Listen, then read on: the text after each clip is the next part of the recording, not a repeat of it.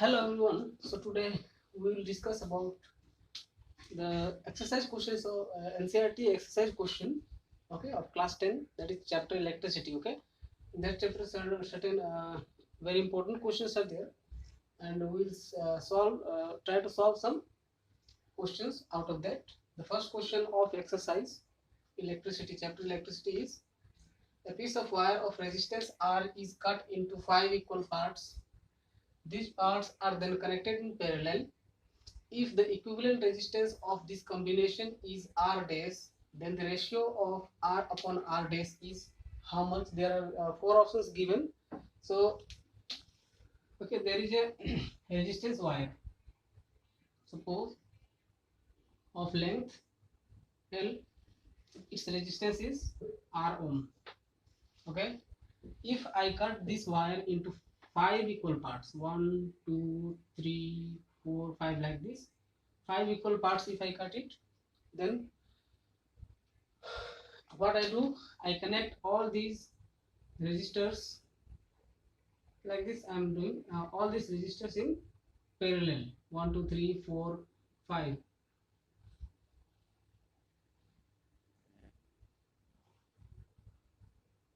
Because this is what, now it will have resistance R1, R2, like this. Okay, so it will if I connect it like this to a battery,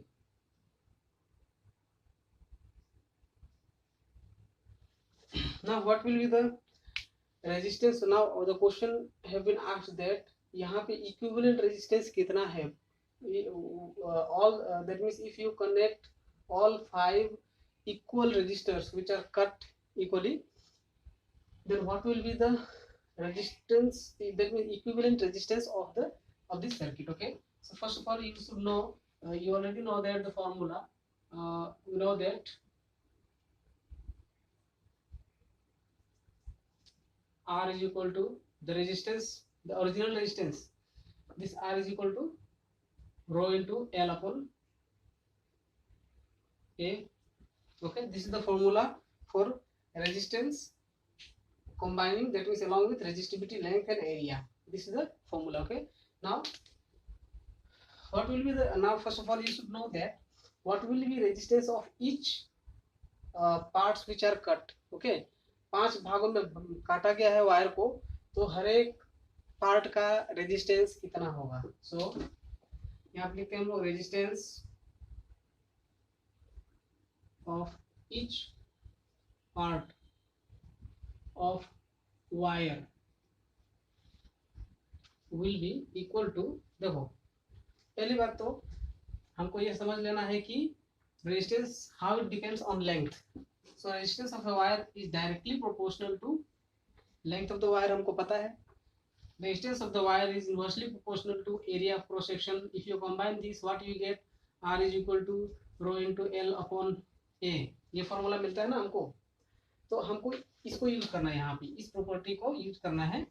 So if length is cut, that means if this whole length L is cut into 5 equal parts, then what will be the length of this part? This will be L upon 5, this will be L upon 5. So this all will be L upon 5, length will be L upon 5, L by 5. Okay, and the resistance will also be varied in the same proportion to that of the length. Remember, because R is directly proportional to L ना, so resistance अगर directly proportional length के साथ है तो resistance भी क्या होगा, हर एक पार्ट का कितना हो जाएगा? L by 5 था लेंथ, यहाँ पर रेजिस्टेंस भी क्या हो जाएगा? R upon 5. Why R upon 5? I understood that length is L upon 5, so resistance will also be reduced to 1 by 5 of the previous value. So the new resistance of the wire, each part, is how much? R upon 5. So therefore equivalent resistance, now find equivalent resistance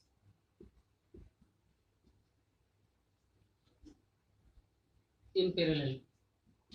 parallel में connect किया हुआ है, इन सबका equivalent resistance क्या होगा? 1 upon Rp is equal to 1 by R1. R1 कितना है? R by 5.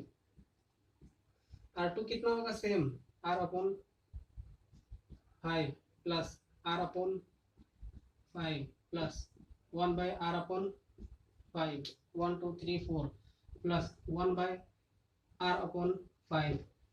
What will be the, if you solve this, you will get 5 upon r plus 5 upon r plus 5 upon r,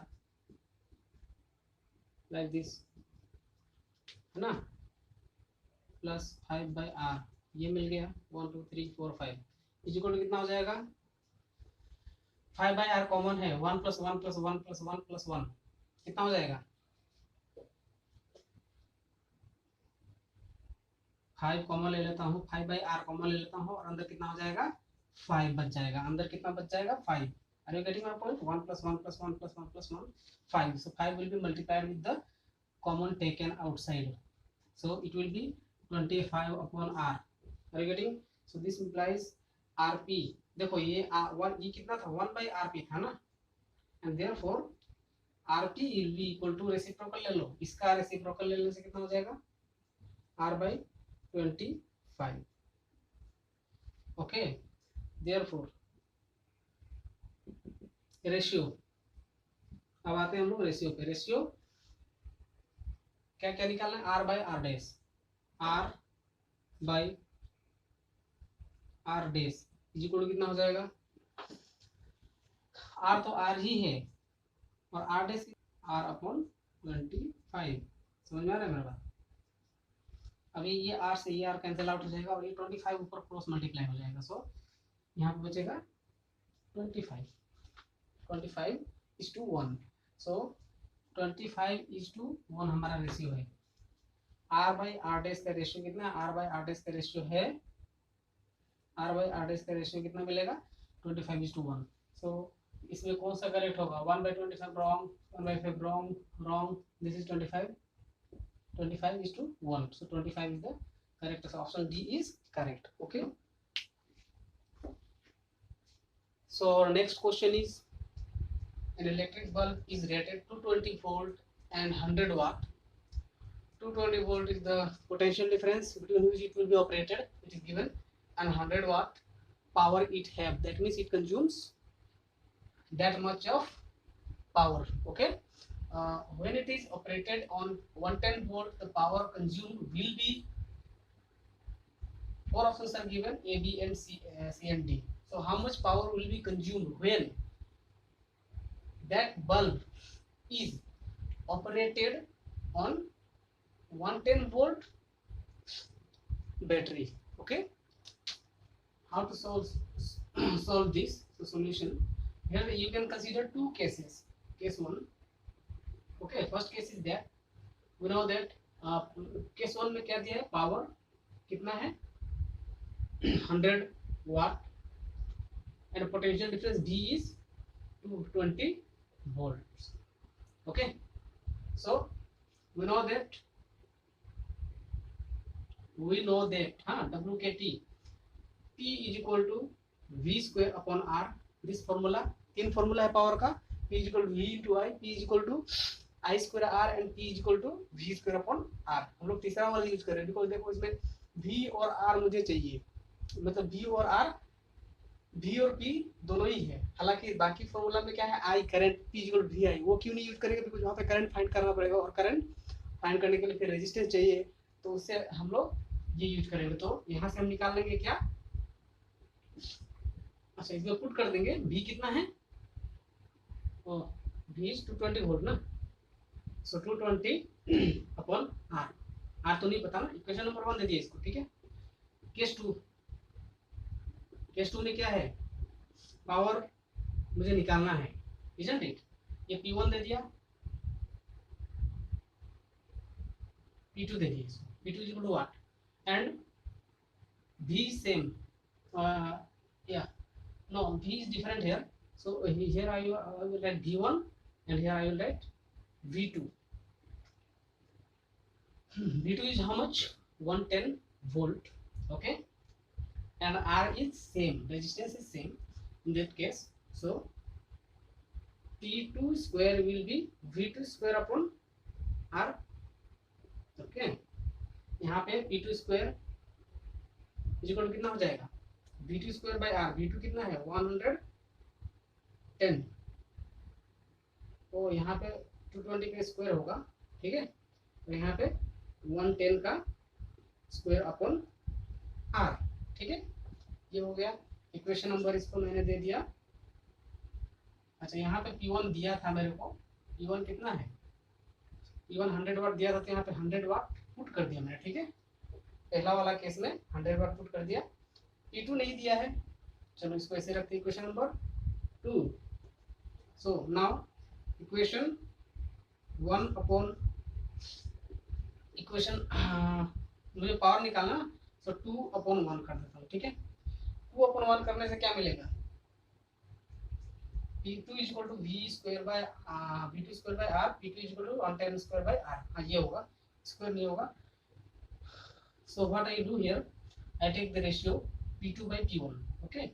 so P2 upon P1 100 है, 100 वाट है, ठीक है। Equation 1 देखो, और इसको अगर मैं डिवाइड करूँ, ये ऊपर होगा, that means R will get cancel, R और R चला जाएगा, बिकॉज ये डिवाइड कर रहा हूँ ना, तो ऊपर हो जाएगा मेरा 110 इंटू 110, मतलब 110 का स्क्वायर, और इसमें कितना हो जाएगा 220 का स्क्वायर, मतलब 220 इंटू 220,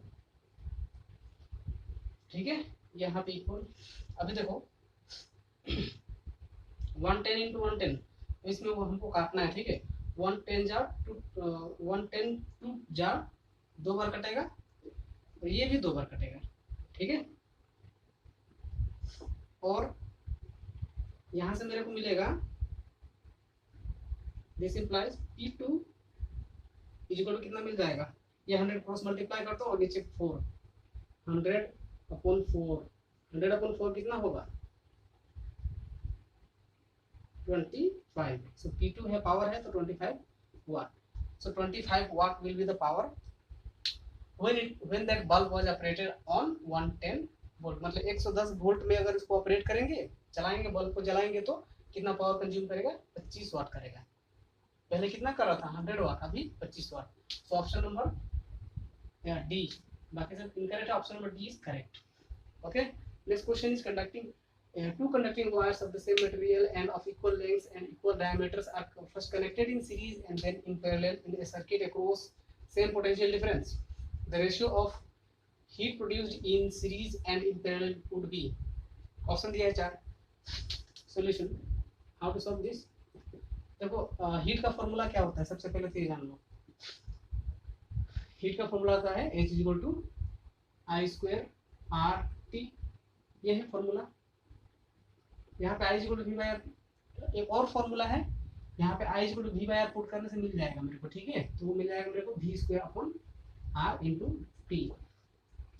देखो जहाँ तक इस क्वेश्चन में कि एक वायर है, कंडक्टिंग वायर है, जिसका लेंथ, 2 कंडक्टिंग वायर है जिसका दोनों का लेंथ सेम है, मटेरियल सेम है, ठीक है, और डायमीटर भी सेम है। उनको पहले सीरीज में कनेक्ट किया, फर्स्ट कनेक्टेड इन सीरीज, मैंने 2 वायर है, इनको दोनों को सीरीज में लगाया, ठीक है, सीरीज में लगाया, तो यहाँ पे हीट कितना डेवलप हुआ, फिर पैरेलल में लगाया, ऐसे वायर्स को पैरेलल में लगा दिया,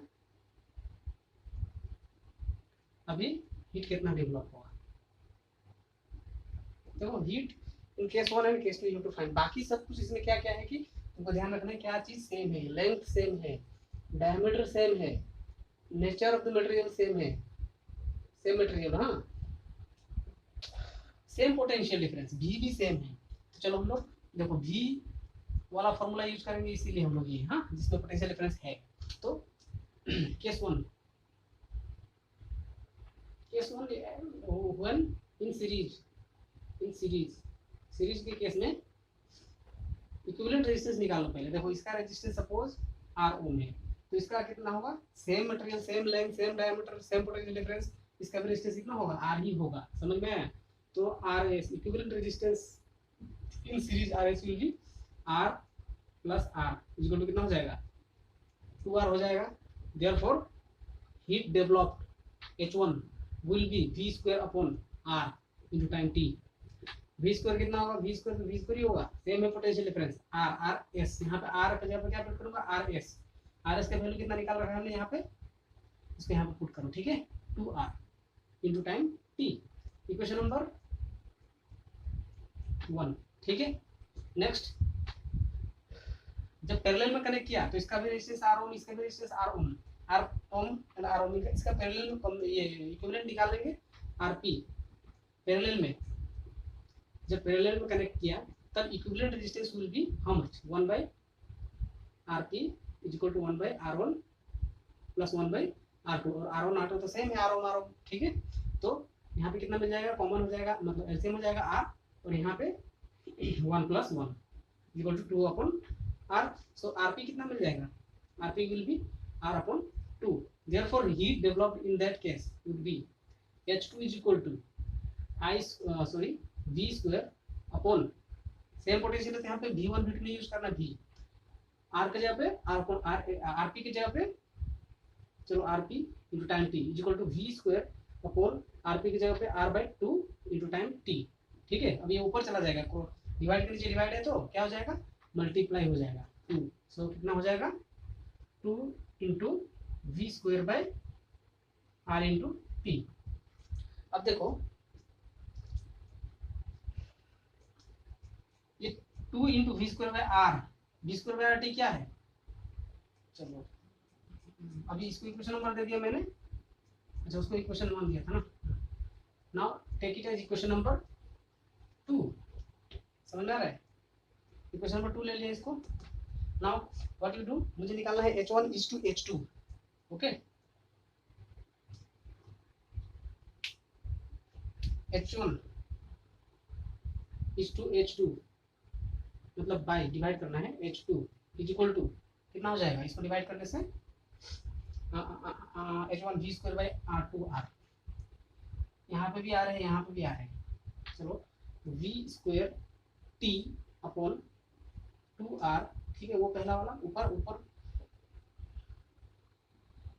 h1 h2 ना, ये ऊपर है, ठीक है, और ये नीचे होगा, तो 2v square t upon r।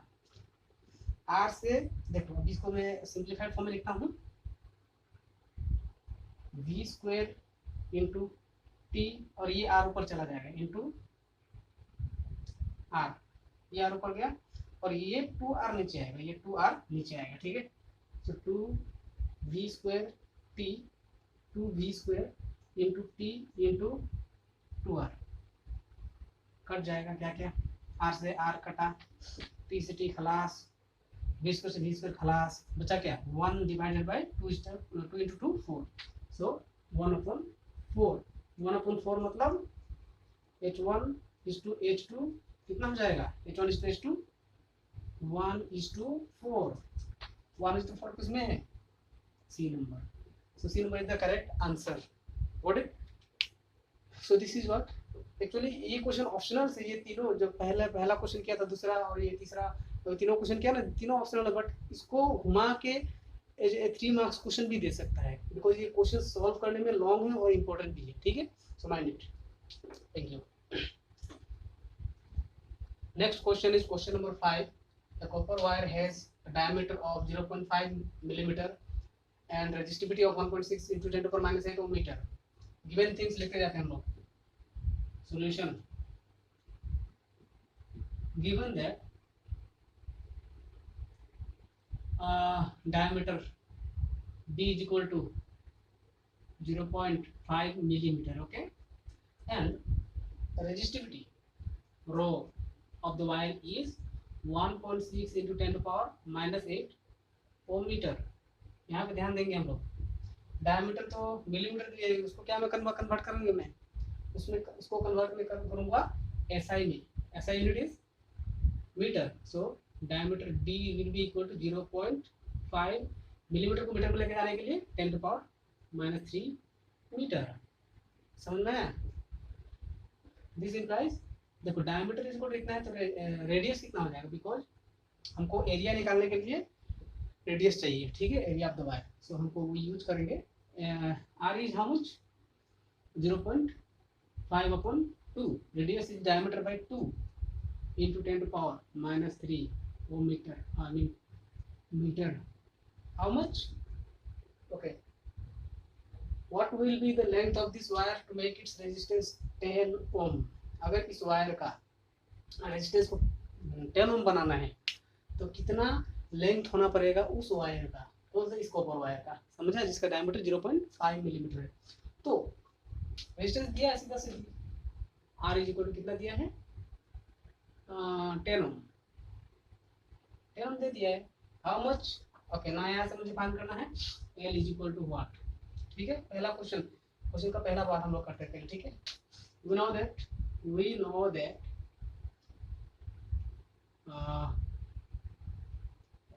R is equal to rho into L upon A, ये तो फॉर्मूला पता है ना रेजिस्टेंस का, है ना। एल इज इक्वल टू कितना हो जाएगा, R into A upon rho. This implies L is equal to R, R कितना है 10 ohm, area pi are square upon rho, rho कितना दिया था 1.6 into 10 power minus 8 ohm metre. ठीक है, अब पुट करो इसको भी, एरिया को भी, 10 into pi 22 divide by 7 into radius कितना है 0.5। अच्छा, इसको डिवाइड करने से कितना हो जाएगा 0.5 डिवाइड बाई 2 है। ठीक है, ये 2 नीचे आ जाएगा इंटू 10 पावर माइनस 3। ओके, अभी पाई आर स्क्वायर हो गया, पाई आर स्क्वायर नहीं हुआ है ना, इंटू 0.5 बाई, यहाँ पे 2 लिख देता हूँ, हाँ, 0.5 इंटू 10 पावर माइनस 3। अब हुआ, देखो area pi are square, radius का स्क्वायर, मतलब 2 बार इसको लिखना पड़ेगा, 2 बार। ठीक है, इसको 2 बार, 1 2, नीचे 2 2 भी 2 बार लिखा है। उसके बाद नीचे रो है खाली, रो का वैल्यू लिखा ही था मैंने, तो 1.6 इंटू 10 पावर माइनस 8 इंटू ये। ठीक है, अच्छा अभी बाकी सब काटाकुटी करो, क्या क्या काटेगा। ओके, इसको सॉल्व करेंगे तो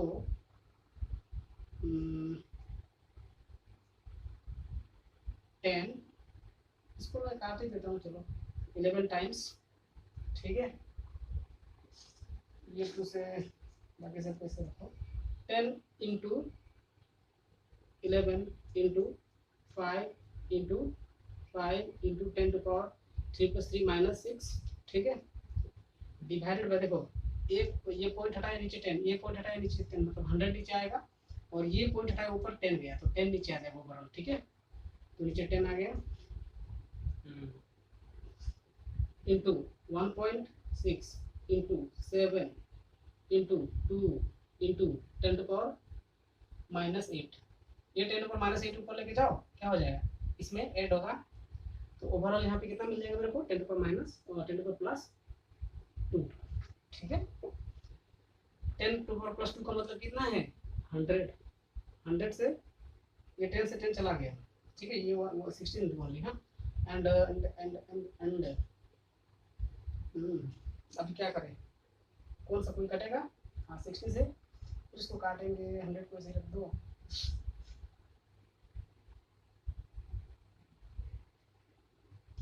ओके, इज इक्वल टू हो जाएगा, ओके 5 5 जा 55, 55 इंटू 11, ऐसे करो, 11 5 जा 55 इंटू 55 इंटू 5 कितना हो जाएगा, 55 इंटू 5 जा 5 5 जा 25, 5 5 इंटू 26 27 275 अपॉन नीचे 16 7 जा 112, 112 टू जा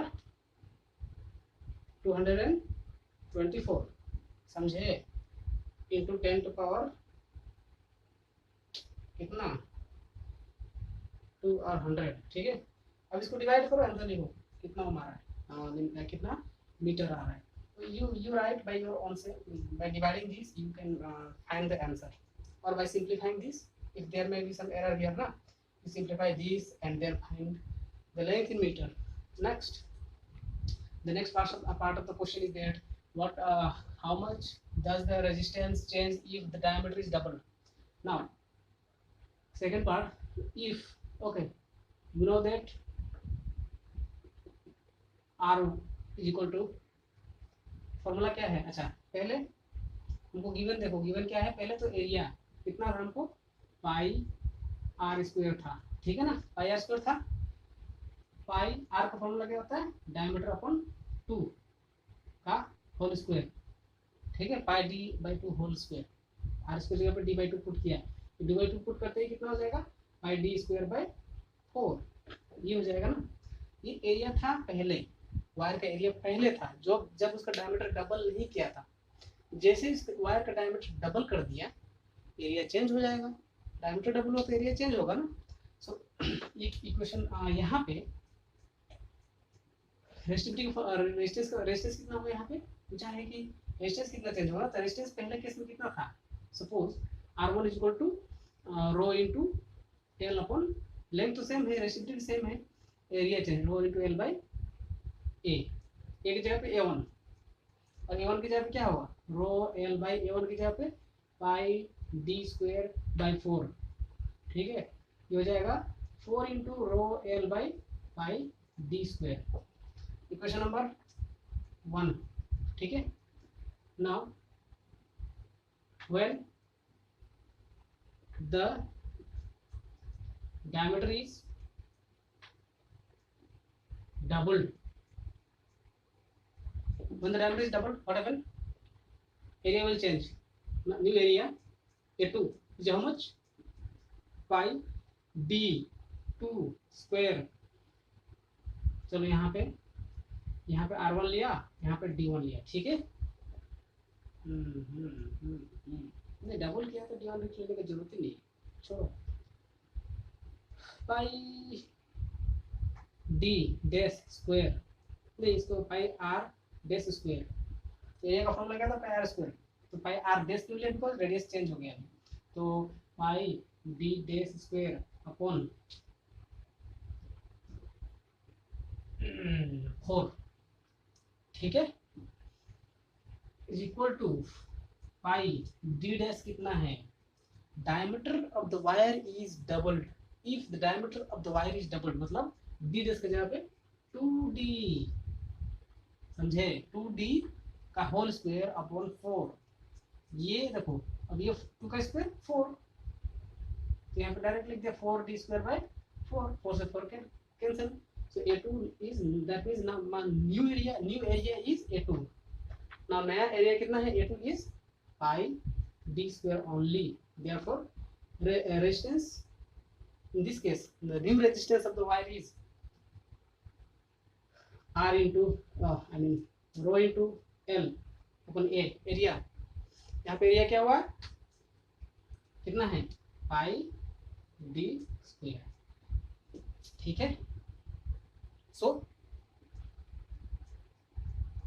इक्वेशन नंबर 2, ना मुझे फाइंड करना है R1 बाई R2 या फिर R2 बाई R1 फाइंड करना, सो 2 इक्वेशन 2 बाई इक्वेशन 1 कर दिया, डिवाइड कर दिया, हाँ डिवाइड करते ही क्या मिल जाएगा, देखो R2 by R1 is equal to, इसको डिवाइड करो, ये ऊपर हो जाएगा rho into L by pi d square, divide करूँगा तो मल्टीप्लाई करूँगा और रेसिप्रोकल कर दूंगा, ठीक है, ये हो जाएगा pi d square by 4 rho L, अब देखो काटो मजा आएगा, d square rho rho pi pi L L, बचा क्या है, सब कट गया, बचा 1/4, कटेगा ही, सो R1 यहाँ पे तो R2 था ना ऊपर, R2 बाई R1 था ना, R2 बाई R1 रेशियो लिया, okay, so R2 is 1/4 into R1, R1 कितना है, R1 मतलब रेजिस्टेंस इनिशियली ओरिजिनली रेजिस्टेंस कितना है